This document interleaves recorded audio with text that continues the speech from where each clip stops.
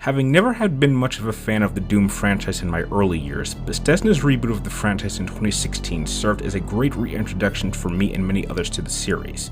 The game was a blast to play, and with all of the fast-paced gunplay action, the exploration being extensive, the enemy variety being very diverse, and the weapons not only feeling powerful, but sounding powerful, and the soundtrack added that little bit of adrenaline that made the game one of the most enjoyable first-person shooters that I've experienced during the current 8th generation of console gaming. With this generation coming to an end with the next-gen consoles on the horizon, Bethesda has given us a follow-up with Doom Eternal, and this time it has added a series of improvements to what was already a fantastic game. And unlike last year's Wolfenstein Youngblood, Doom Eternal maintains all of the blood, gore, and hardcore gameplay action that will keep your blood pumping and your heart pounding till the credits start rolling. Going over the biggest improvement that Doom Eternal brings us this time around is a much more explored story. While 2016 was undoubtedly an enjoyable experience for me, my biggest complaint was its lack of any real focused story. There seemed to be somewhat of a skeleton of a story presented, but it only ever popped up every once in a while, with the majority of your time spent moving from area to area killing demons. And while for most people that wouldn't be bad, for me, it sometimes adds a little bit more to the experience if you give me an explanation and give me a reason for knowing exactly why I'm doing what I am doing. Well, that is exactly what Doom Eternal does this time around, and it manages to provide a far more in-depth story than I ever thought it could. The game takes place right after the events of the first game, and the Doomslayer has returned to Earth only to find that it is being invaded by demons, and as a trio of demonic priests are planning to set up a powerful ritual that will bring the total extinction of the human race, the Doomslayer must hunt them down one by one in order to give humanity the chance it needs to fight back. The amount of time focusing on the overall objective was really impressive, but even more surprising is the game actually takes its time to explore the character of the Doomslayer himself. Before this, I had always believed that the Doomslayer was just some random soldier who just went around killing demons, only for me to discover that he is actually, in this timeline, part of a special order of soldiers who has actually fought against the demons for generations, and the game even spends a solid amount of time exploring the backstory of this character. And as far as I was ever aware of, this is the first time that you not only get to see the Doomslayer without his helmet, but you actually get to hear him speak, which was really shocking to me. They managed to inject a bit of personality into the character himself, which provided some really entertaining interactions later on in the game. When it comes to the main campaign, the core gameplay is divided between combat and exploration. The combat aspect of Doom Eternal will feel right at home to anyone who has played the 2016 game, as the typical approach to combating demons in this game is nearly identical. This is not a hold your position and peek behind cover first-person shooter. This is a run and gun, jump around and never stop moving kind of shooter. The level design provides multiple widespread areas that have high and low levels to them, giving you multiple directions that you can use to keep yourself on the move and not be cornered.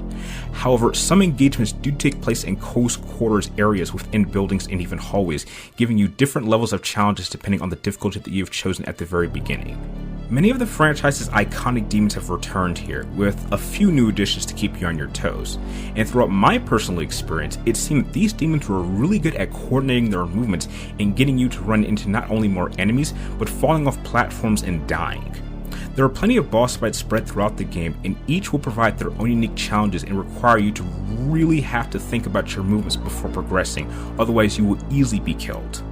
Now, a new addition that the game includes this time around is the inclusion of 1-ups that can really come in handy in really tough spots, because when you die, instead of going back to the previous checkpoint, you will be immediately revived and allowed to continue the fight right then and there. When it comes to your weapons, you will be using the majority of the same weapons that you were using in the 2016 game, with each weapon having multiple different firing modes once you have found the mods to upgrade them. Glory kills are back, and they are just as entertaining and as badass to look at as they've ever been. And with the inclusion of a multitask shoulder-mounted cannon that can be used as either a flamethrower or a grenade launcher, you are given far more tools to work with than ever before.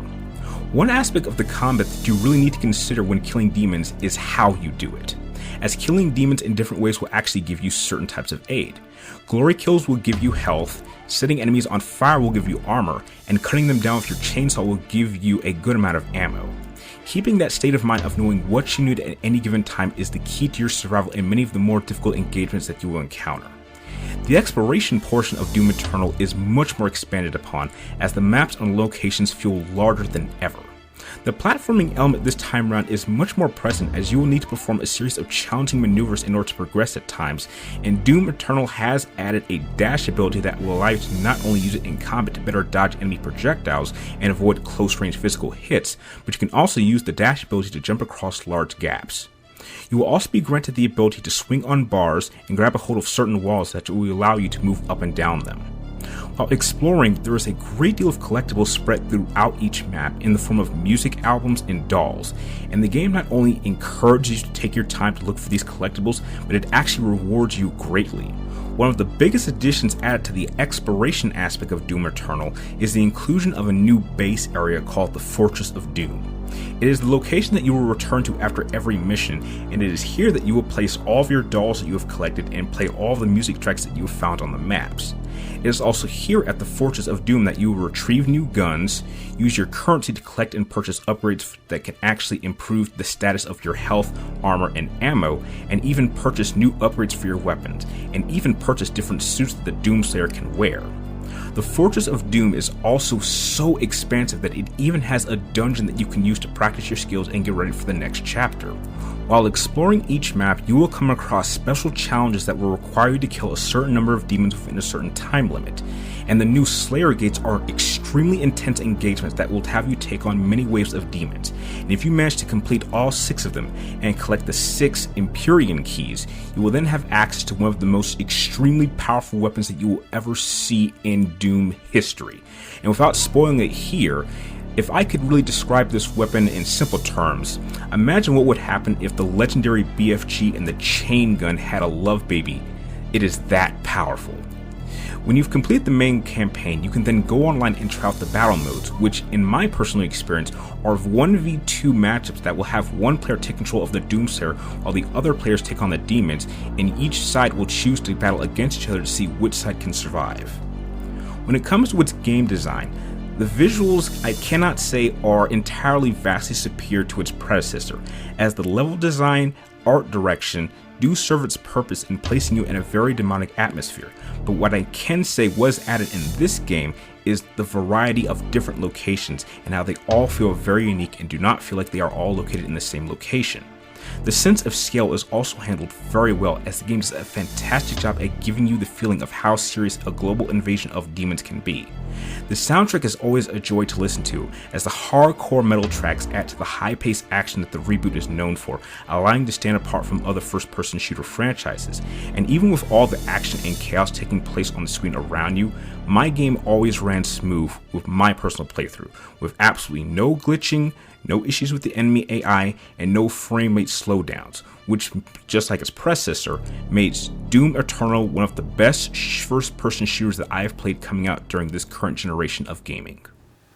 Now, as you can tell, I really did enjoy playing Doom Eternal. In fact, I can state right now that out of the 4 primary games that I do plan to play and review over the next few weeks, this one was probably the safest one for me going in. Because having just played the 2016 reboot of this series not too long ago, it kind of got me ready for just about everything that this game was going to throw at me, so there weren't too many surprises, and it was a pretty smooth experience going through the game. Now, there were certainly some tweaks and some improvements in terms of the much more in-depth story, the different types of location, the different variety of enemies, and